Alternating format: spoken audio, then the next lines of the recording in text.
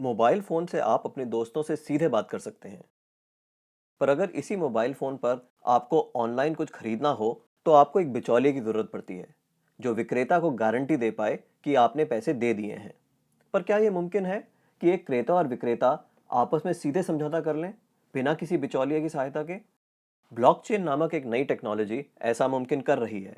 Blockchain को आप एक वितरित डेटाबेस यानी डिस्ट्रीब्यूटेड डेटाबेस मान सकते हैं, जो कि एक दो कंप्यूटरों पर नहीं, हजारों लाखों कंप्यूटरों पर प्रतिलिपित है। ब्लॉकचेन का हर एक कंप्यूटर हर एक रिकॉर्ड के पूरे इतिहास का वर्णन रखता है। यह डेटाबेस एन्क्रिप्टेड है, यानी हर एक रिकॉर्ड गोपनीय तरीके से दर्ज किया गया है। ब्लॉकचेन फॉल्ट टॉलरेंट भी है, यानी अगर इस सिस्टम में कुछ कंप्यूटर खराब भी हो जाते हैं, तब भी यह सिस्टम ठीक तरह से काम करता रहता है। ब्लॉकचेन डेटाबेस एक सार्वजनिक बही खाता यानी पब्लिक लेजर है, जिसमें कोई भी नए समझौते या रिकॉर्ड को दर्ज करने के लिए कई सारे साझेदारों की स्वीकृति की जरूरत पड़ती है।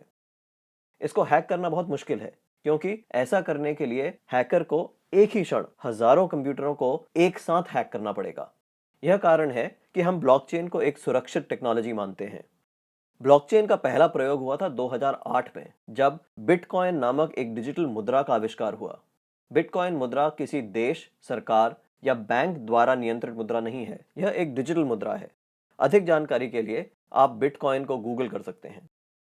केवल मुद्रा या पैसे से संबंधित प्रयोजन के लिए ही नहीं, ब्लॉकचेन का प्रयोग कहीं भी हो सकता है जहां पारंपरिक रूप से विश्वास, भरोसे या गारंटी के लिए एक बिचौलिए की जरूरत है।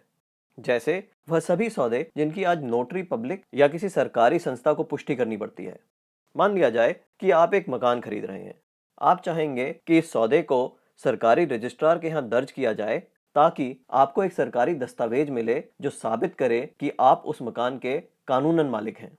पब्लिक रजिस्ट्रार केवल इस सौदे का एक सबूत दे रहा है, और ऐसी संभावना है कि भविष्य में पब्लिक रजिस्ट्रार का काम ब्लॉकचेन टेक्नोलॉजी कर दे, क्योंकि उसमें दर्ज सौदे की भी उतनी मान्यता होगी जितनी आज रजिस्ट्री सर्टिफिकेट की है। सार्वजनिक होने की वजह से इसमें घपले की संभावना भी कम होगी।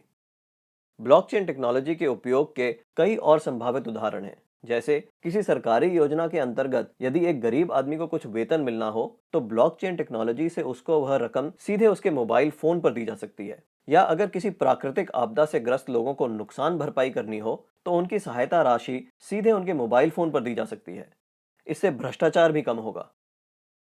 शिक्षा में भी ब्लॉकचेन का इस्तेमाल हो सकता है। कागजी डिग्री के बदले छात्रों को ब्लॉकचेन आधारित डिग्री दी जा सकती है। इससे जाली डिग्री की समस्या का भी समाधान हो सकता है। ब्लॉकचेन उन टेक्नोलॉजी में एक है जो 21वीं सदी की अर्थव्यवस्था में बहुत बड़ा परिवर्तन लाने की क्षमता रखती हैं। आपको ब्लॉकचेन टेक्नोलॉजी में क्या नया हो रहा है, इस पर नजर जरूर रखनी चाहिए।